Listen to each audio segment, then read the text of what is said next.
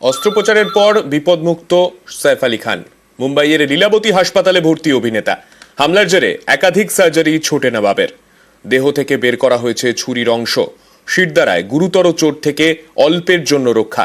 আপাতত চিকিৎসকদের পর্যবেক্ষণে রয়েছেন টাইগার পুত্র। Saif Ali Khan was admitted at Leelavati Hospital with alleged history of assault by some unknown person, major injury to the thoracic spinal cord due to lodged knife in the spine. Surgery was performed to remove the knife and also repair the leaking spinal fluid. Two other deep wounds on his left hand and one on the neck was repaired by plastic surgery team. He is completely stable now. He is recovering well and out of danger. গতকাল রাতে সৈফের ওপর প্রাণঘাতী হামলা। বাড়িতেই আক্রান্ত বলিউড তারকা। মাঝরাতে সৈফের বাড়িতে দুষ্কৃতী তাণ্ডব। অভিনেতার ঘাড়ে ও পিঠে একাধিক ছুরির কোপ। রাতে ছোটে নবাবের ছোট ছেলের ঘরে পৌঁছে যায় দুষ্কৃতী। বাধা দিতে গেলে ভয়ঙ্কর হামলা। ছুরি দিয়ে সৈফ আলী খানের ওপর হামলা চালানো হয়।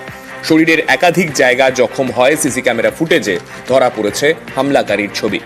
হামলাকারীর খোঁজে তল্লাশি মুম্বাই পুলিশের।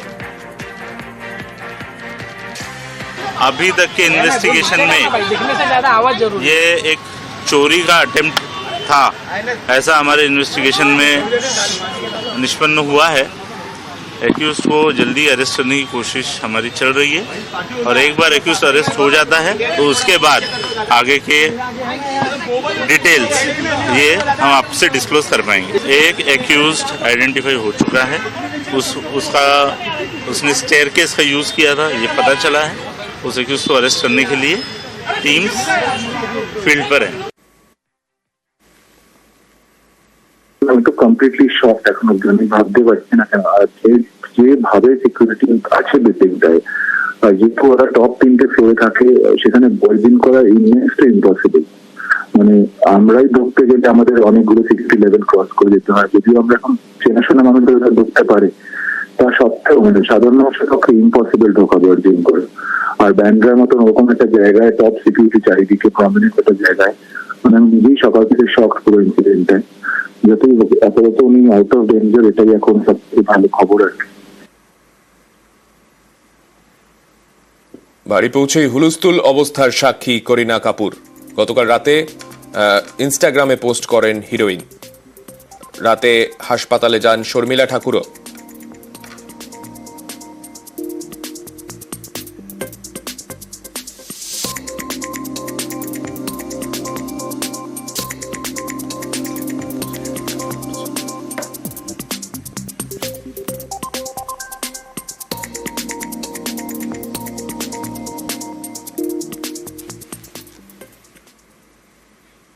ফের তোলাবাজির জুলুম। এবার নোদাখালীর লস্করপুরে তোলাবাজদের দাপাদাপি।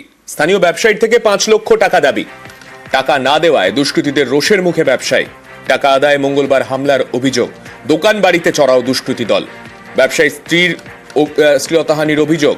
ঠিক কি অভিযোগ সামনে আসছে, আমাদের প্রতিনিধি সমীর রয়েছেন আমাদের সঙ্গে। সমীর, দক্ষিণ 24 পরগনার বজবজ 2 নম্বর ব্লকের নোদাখালী থানার অন্তর্গত লস্করপুর পঞ্চায়েতের এলাকায় ঘটনা। স্থানীয় ব্যবসায়ী সুজিত পাত্র এবং তার স্ত্রী সুজাতা পাত্রর অভিযোগ যে তাদের কাছে 5 লক্ষ টাকা চাওয়া হয়েছিল।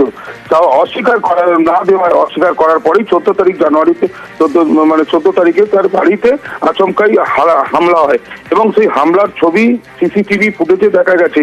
লাঠি সোটা দিয়ে এবং আসবাবপত্র ভাঙচুর করছে বাইরে এবং কাঁচ ভাঙচুর করছে। তখনই তারা ওখান থেকে যখন ওই অভিযোগ যখন ওদের কাছে আসে, যখন ওরা থানায়, এরপর ওই সিসি ক্যামেরার ফুটেজ এবং দুষ্কৃতীদের ছবি নিয়ে থানায় অভিযোগ করে। যেটুকুনি জানা যায় স্থানীয় তৃণমূল কাউন্সিলরের মদতেই এবং ওরা সব তৃণমূল করেই বলেই এই অভিযোগ করছে সুজাতা। এবং এই যে টাকা চাওয়া, এই সব ঘটনা সবকিছু মিলিয়ে যে নোদাখালী থানায় অভিযোগ করার প্রথম দিকে অভিযোগ নিতে চায়নি, তারপরে অভিযোগ নেওয়ার পরেই ঘটনাস্থলে এখনো পর্যন্ত 2 থেকে 3 জনকে অ্যারেস্ট করেছে বলে জানা গেছে। এবং তৃণমূলের যে ওখানে যে সদস্য আছে ভূটান ব্যানার্জি সম্পূর্ণভাবে বিজেপির ওপরে চাপিয়ে দিয়েছে এবং বিজেপির লোক বলেছে যদি বিজেপির কোনো লোক হয় তাকে অ্যারেস্ট করা হোক, আটক করা হোক, মানে তাদেরকে ধরা হোক। এখনো পর্যন্ত 3 জনকে অ্যারেস্ট করেছে বলে জানা গেছে। ধন্যবাদ। কিছু দুষ্কৃতিকারী এসে হঠাৎ করে আমাদের দোকানে ভাঙচুর চালায়, তারা কিছু টাকার দাবি করেছিল আগে। কত টাকা? প্রায় 5 লাখ টাকার মতো। কিসের জন্য বলতে পারবো না, ওদের এটা দাবি তোলাবাজির টাকা। তো আমরা দিতে অস্বীকার করি। আমি চাদর গায়ে ছিলাম, হঠাৎ করে চাদর ধরে টান দেয়, দিয়ে বলছে তোকে রেপ করবো, এরকম বাজে বাজে আরও অনেক রকম কথা বলে। যখন টানাটানি করছিল তখন আমার হাজব্যান্ড আমাকে বাঁচাতে আসে। বাঁচাতে এলে ওকে মারধর করে, শাবল নিয়ে মাথায় মারতে চেষ্টা করে। শাটার বন্ধ করে দিয়ে ভিতরে চলে আসি, তারপরে দোকান ভাঙচুর করে এবং আর সিসিটিভিগুলো ভেঙে দিয়ে প্রমাণ লোপাটের চেষ্টা করে। 11 ঘন্টার চেষ্টায় নিয়ন্ত্রণে বাদুড়িয়ার আগুন। গতকাল সন্ধে আগুনে ভস্মীভূত প্লাস্টিক কারখানা। দমকলের 4টি ইঞ্জিনের সাহায্যে নিয়ন্ত্রণে আগুন। রাত 1:30 নাগাদ নিয়ন্ত্রণে আসে এই আগুন। পকেট ফায়ার নেই নিশ্চিত করতে মরিয়া দমকল 8 মুভারের সাহায্যে সরানো হয় ধ্বংসাবশেষ।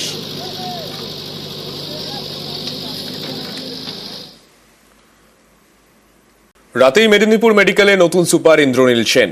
রাত 10টা নাগাদ হাসপাতালে পৌঁছন তিনি। বিষ স্যালাইন পর্বে চিকিৎসা গাফিলতির অভিযোগে গতকালই সুপার সহ 12 জনকে সাসপেন্ড করে রাজ্য। তারপরই মেদিনীপুর মেডিকেলের নতুন সুপার হিসেবে সাগর দত্ত মেডিকেলের ইএনটি চিকিৎসক ইন্দ্রনীল সেনের নাম ঘোষণা করা হয়। রাতেই মেদিনীপুরে পৌঁছন তিনি। আপনি দায়িত্ব নিচ্ছেন স্যার, এখন প্রাইমারিলি আপনার কি মানে স্যার গোয়ালপুকুরে পুলিশকে গুলি করে ফেরার আসামি সাজ্জাদ। রায়গঞ্জ জেলের পথে জাতীয় সড়কের ওপর হামলা। বাথরুমে যাওয়ার নাম করে প্রিজন ভ্যান থেকে নামে সে। এরপর 2 পুলিশ কর্মীকে গুলি চালিয়ে চম্পট বিচারাধীন অভিযুক্ত সাজ্জাকের। ঘটনাস্থল থেকে মাত্র 2 কিলোমিটার দূরেই বিহার। সাজ্জাকের খোঁজে পড়শি রাজ্যে তল্লাশি পুলিশের। বিহারের পুলিশের সঙ্গে কথা রায়গঞ্জ জেলা পুলিশের। বিহার থেকে নেপালেও পালানোর চেষ্টা করতে পারে বলে সন্দেহ তদন্তকারীদের। বিচারাধীন বন্দির খোঁজে সিসি ক্যামেরাতেও নজর।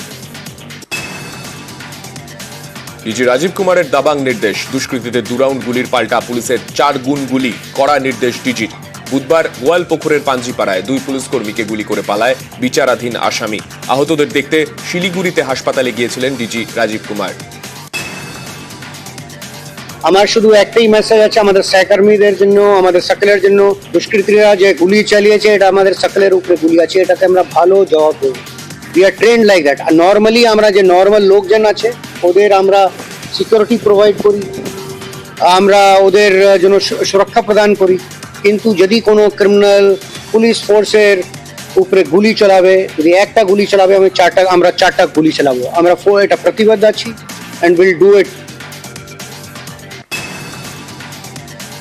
5 বছর ধরে জেলে বন্দি সাজ্জাদ, তাহলে সে আগ্নেয়াস্ত্র পেল কোথা থেকে?